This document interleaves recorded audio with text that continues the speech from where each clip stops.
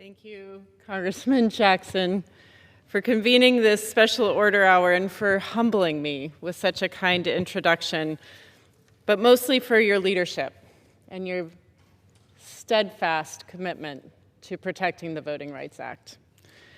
When I was completing my medical residency in Colorado in the early 2000s, I distinctly remember standing in line for hours to vote, with 2 small children in tow, at the single polling location available to me.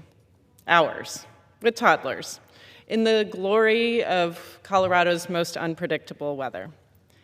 That experience was a world away from voting in my home state of Oregon, where since 1996, our state has proudly chosen to vote entirely by mail.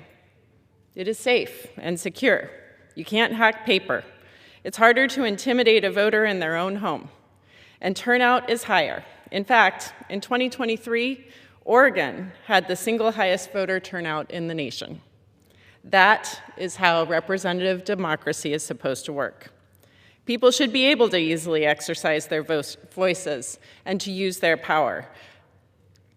For generations, the Voting Rights Act helped move us closer to that promise.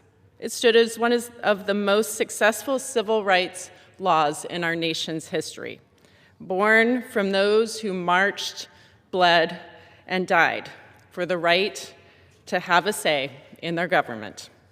Today, that promise is under assault. Over the last decade, a series of decisions handed down by a radical Supreme Court has steadily weakened voting protections.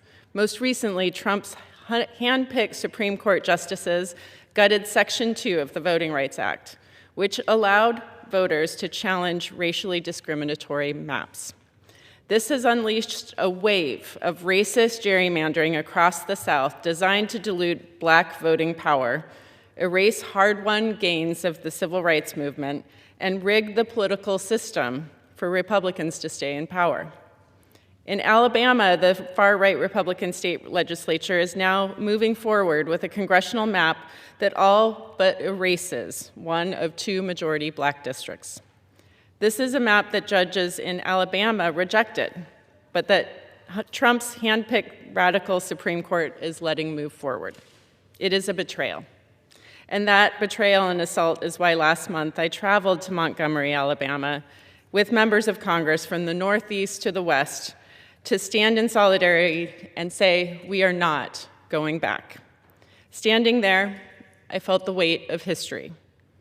The people, including your father, who courageously led this nation in the fight against segregation and Jim Crow. They will not stand alone now.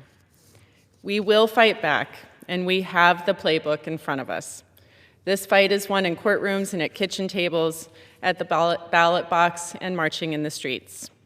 Our role here in Congress is clear: to serve as a check on a judiciary that is straying from its constitutional role and weakening the protections that ensure free and fair elections for all Americans. That is why I support term limits for Supreme Court justices, a binding and enforceable code of ethics for the court, and to ensure no court and no state legislature can ever again undermine the sacred right to vote. Congress must pass the John Lewis Voting Rights Advancement Act to restore federal protections against racial discrimination in voting. The right to vote is the foundation of our democracy. Oregonians sent me here to protect it, and I will keep fighting to do just that. Thank you, and I yield back to Congressman Jackson. Thank you.